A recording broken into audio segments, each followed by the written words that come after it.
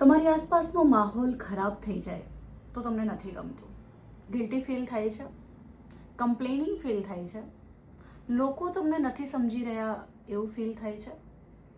વારંવાર એવું તો નથી લાગતું ને કે લોકોએ સમજવાની જરૂર છે, પણ એ બધા જ લોકો તમારામાં જ વાંક કાઢીને તમારે સુધારવાની જરૂર છે, આવું તમને ફીલ કરાવી જાય છે? ઓકે, અટકો. જ્યારે આપણને એવું લાગતું હોય, અને મને લાગે છે કે કોઈ પણ વ્યક્તિને એવું હોય છે કે એની આસપાસ અને એની સાથેના લોકો ખુશ હોવા જોઈએ, એને પણ એનું એક્ઝિસ્ટન્સ, એના અસ્તિત્વની વેલ્યુ થવી જોઈએ, સામેવાળાને એની કદર હોવી જોઈએ. તમને પણ આ બધું લાગે છે? ઓકે, તો આમાં કશું ખોટું નથી, પણ હા, જે તમે ઈચ્છો છો કે સામેવાળા સુધી પહોંચવું જોઈએ, કે તમારે સામેવાળા સુધી આ પહોંચાડવું છે, એ તમારી પાસે હોવું તો જોઈએ, અને એ પણ પુષ્કળ પ્રમાણમાં હોવું જોઈએ. એટલે કે તમારી ભીતર શાંતિ, જાતનો સ્વીકાર, પ્રેમ, આનંદ, આ બધું જ્યારે તમારા ઘરમાં પુષ્કળ પ્રમાણમાં હશે, તો તમારા ઘરમાં પ્રવેશનાર કોઈને પણ સૌથી પહેલાં આ જ દેખાશે, કારણ કે આ તમારા ઘરમાં પુષ્કળ પ્રમાણમાં છે.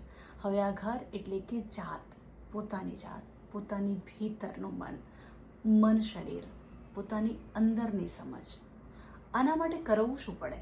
આના માટે સૌથી પહેલાં તો મારે મારું ઘર એકવાર જોવું પડે.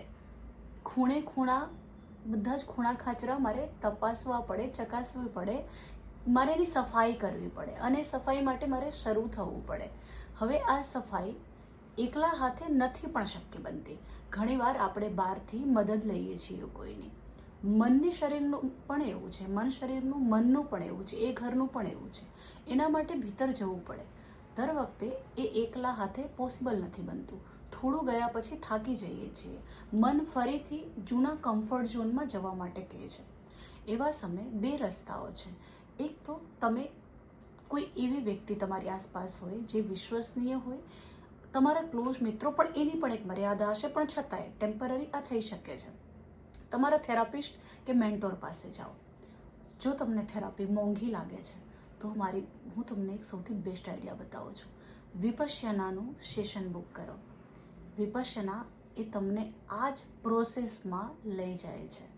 યસ, અને આ એક પ્રોસેસ તમારે જોઈએ જ છે, તમારે સાફ કરવું જ છે, આ તમારી અંદર દ્રઢ છે, તો વિપશ્યના તમને આ પ્રોસેસમાં એક હાથ બનશે, તમને પકડીને લઈ જવામાં સપોર્ટ બનશે. એકવાર કરી જુઓ, કેમ કે જે પુષ્કળ પ્રમાણમાં હશે, એ કીધા વિના, તમારા અવાજ વિના જાતે